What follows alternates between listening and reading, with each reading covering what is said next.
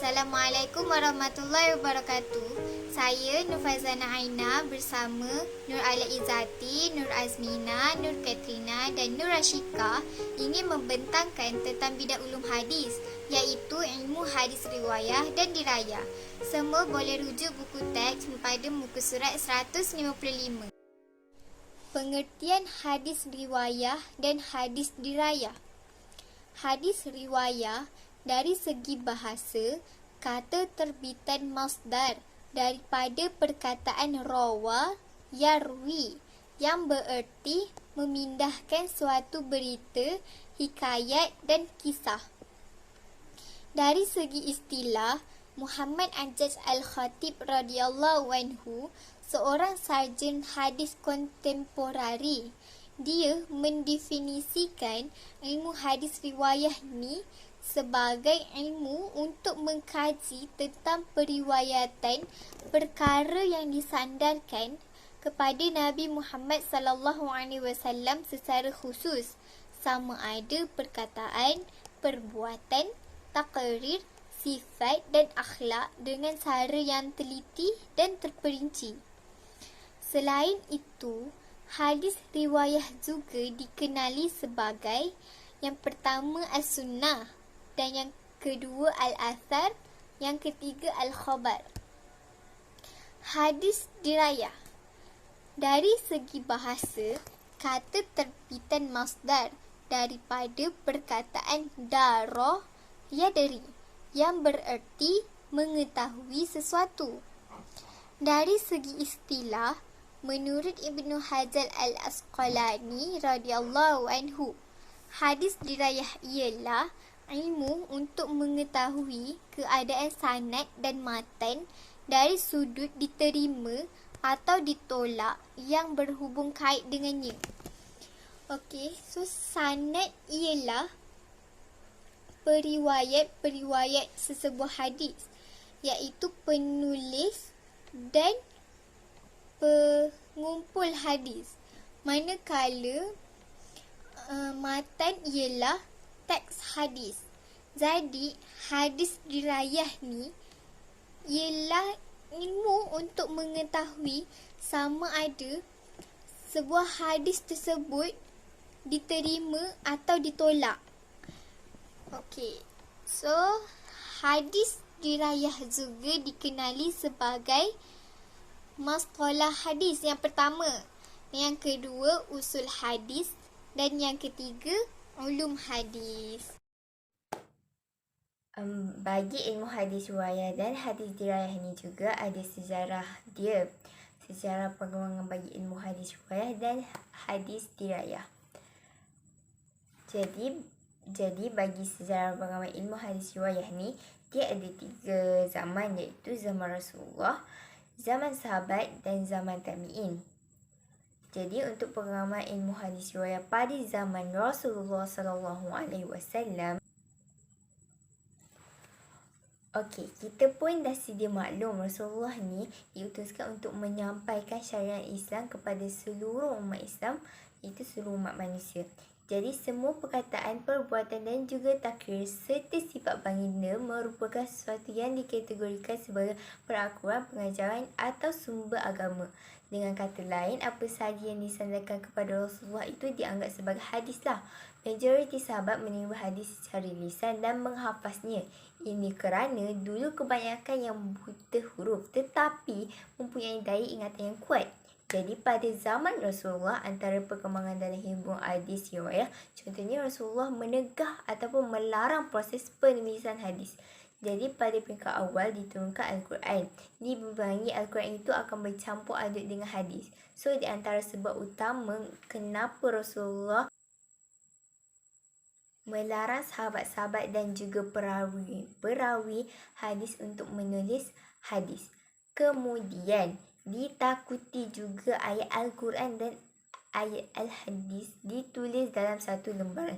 So kalau kita kaitkan dengan perkembangan Al-Quran sendiri, sejarah perkembangan Al-Quran di mana ketika mana Allah menurunkan wahyu kepada Nabi Muhammad sallallahu alaihi wasallam melalui malaikat Jibril. So bermula daripada situ juga sebenarnya dah bermula perkembangan hadis riwayat ini. Jadi Rasulullah dia tak nak sahabat-sahabat menulis sebab apa? Sebab dia takut benda itu bercampur aduk dalam satu lembaran. Kerana pada zaman Rasulullah ni tiada lagi penulisan sama ada Al-Quran ataupun hadis secara formal. Semuanya ditulis dekat pelepah kayu, kulit-kulit binatang dan sebagainya.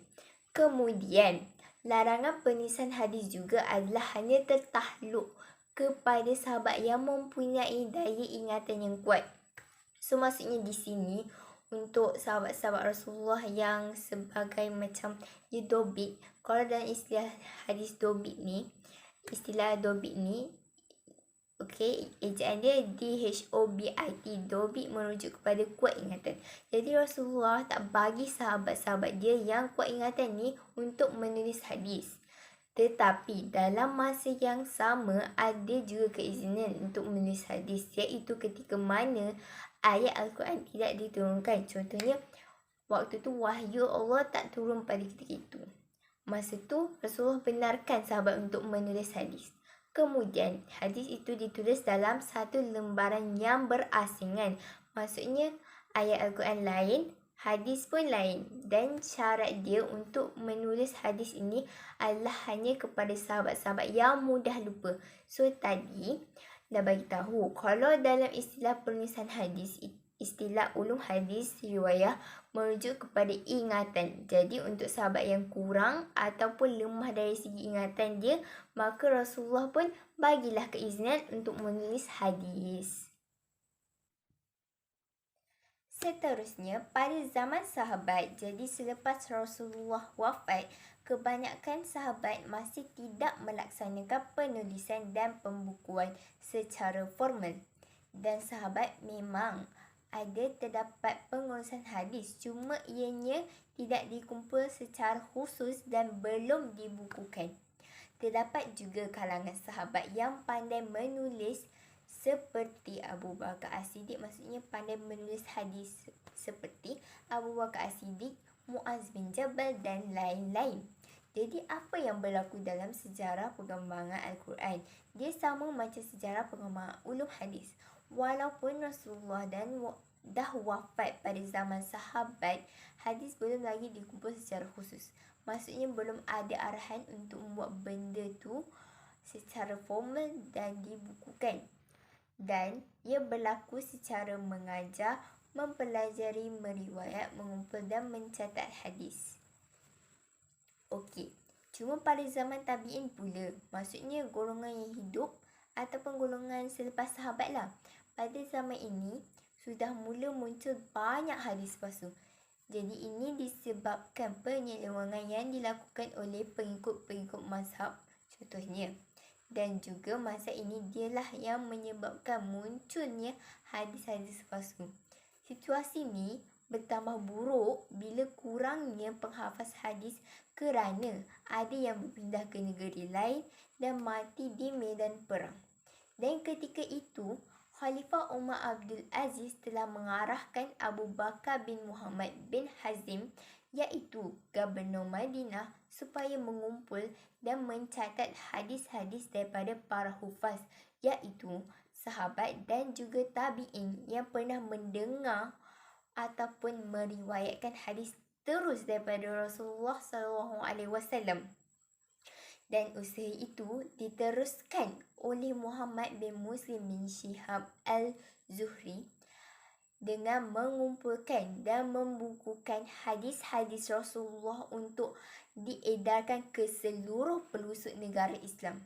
Okey, sehinggalah ketika mana zaman kerajaan Abbasiyah dan pada ketika zaman pemerintahan zaman Abbasiyah, Khalifah Abu Ja'far al-Mansur telah mengarahkan Imam Malik bin Anas untuk menyusun kitab ataupun buku hadis. Maka terhasillah sebuah kitab hadis yang dinamakan sebagai Al-Muwatta'.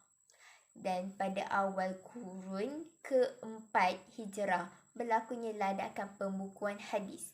Terdapat juga berbagai-bagai hadis yang dihasilkan seperti Sahih Al-Bukhari oleh Imam Al-Bukhari, Sahih Al-Muslim oleh Imam Muslim dan sebagainya. Boleh merujuk buku teks pada muka surat 159. Okey, untuk perkembangan ilmu hadis dirayah pula. So, ilmu hadis dirayah ni dia berkembang seiring dengan perkembangan hadis riwayat. So, maksudnya macam dia bermula saja ilmu hadis riwayat ni dalam masa yang sama. Perkembangan ilmu hadis juga hadis dirayah pun berlangsung juga. Jadi semasa hayat Rasulullah, maksudnya baginda masih hidup, ilmu hadis dirayah ni diterima secara langsung daripada baginda. Maksudnya macam ilmu hadis dirayah ni diterima secara langsung daripada baginda, diriwayatkan, didengar oleh Rasulullah. Selepas Nabi Muhammad wafat pula, para sahabat meriwayatkan apa yang didengar dan menghafaz kepada orang lain dengan penuh teliti dan cermat. Pada waktu yang sama, penggunaan ilmu bermula pada zaman sahabat seiring dengan perkembangan ilmu hadis riwayah. Maksudnya sekali dan berlaku secara ilmu hadis ini belum disusun dan ditulis dalam bentuk kitab. Jadi, para sahabat mempraktikkan beberapa kaedah dan dasar-dasar tertentu dalam meriwayatkan hadis. Selain itu, para sahabat juga sangat berhati-hati. Mereka akan memastikan kesahihan setiap hadis yang diriwayatkan supaya tak terpesonglah. Umat Islam dia dah mula ambil berat untuk mengubah hadis-hadis Nabi kerana salah satu sebabnya adalah dikhawatiri hadis tersebut akan hilang daripada perawi-perawi hadis. Okey, bagi zaman tabi'in pula, mereka mengamalkan kaedah yang sama walaupun hadis masih belum dibukukan pada ketika itu. Pada zaman itu juga, ilmu hadis mula ditulis dan dibukukan, tetapi penulisan berselerak dan bercampur dengan ilmu-ilmu lain. Pembukuan ilmu hadis ini bermula pada zaman tabi'in kerana bermacam-macam fitnah timbullah. Contohnya dalam kalangan umat Islam yang dipelopori oleh kumpulan Syiah dan Sabiah. Antara lain tindakan mereka cuba untuk memasukkan hadis Rasulullah SAW. Okey, kemudian berlaku juga perselisihan pendapat antara mereka iaitu ahli sunnah. Mendorong mereka mencari hujah berdasarkan syarak bagi menyokong pendapat mereka, tetapi gagal. So, antara usaha yang dijalankan oleh ulama hadis berlakunya pembukuan hadis yang menggunakan prinsip-prinsip, kaedah-kaedah serta istilah ilmu hadis seperti hadis muqtab, mursal dan juga syah. Okey, selain daripada itu juga terdapat sumbangan ulama. Antara ulama hadis yang dianggap sebagai orang pertama yang mengarang ulum hadis ialah Imam Al-Syafi'i, iaitu pada tahun 124 Hijrah, dan dalam kitab itu adalah Ar-Risalah dan Al-Umum yang dikarang oleh Imam Al-Syafi'i pada 204 Hijrah. Terdapat juga istilah-istilah umum hadis seperti perkaedahannya. Okey, dan selain daripada itu, perkembangan penulisan ilmu hadis terus berkembang. Maksudnya, ulum hadis ni tak kisahlah sama ada dia merangkumi ilmu hadis riwayah, dan dia terus berkembang dari masa ke semasa dan terhasillah beberapa kitab. Contohnya, kitab karangan Qadi Abu Muhammad Hasan Ibnu Abdul Rahman Ibnu Khalid Ar-Hurmuzi, iaitu mengarang kitab secara khusus dan menulis secara berasingan. So, ada lagi lah seperti yang dinyatakan dalam buku tu. Bidang perbahasan ilmu hadis dirayah. Dari segi sanad dan rawi, pertama, ajarhu wa ta'dil, ilmu yang mengkaji para perawi hadis dari aspek keadilan dan kekuatan hafazan mereka dan sebagainya yang menentukan kedudukan hadis yang mereka riwayatkan. Maksudnya mereka mengkaji kekuatan dan keadilan seseorang itu, kekuatan hafazan mereka. Yang kedua, tabaqatut riwayah, iaitu ilmu yang mengkaji sekumpulan perawi yang menerima, memelihara dan menyampaikan hadis yang hidup dalam satu masa dan periwayatannya atas sanad yang sama. Ilmu ini dia mengkaji dari zaman yang mana orang yang beri hadis tu.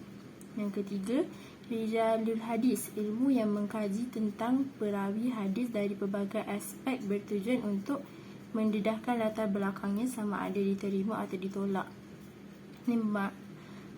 Ilmu ni dia mengkaji tentang latar belakang seseorang itu, latar belakang orang yang beri hadis tu.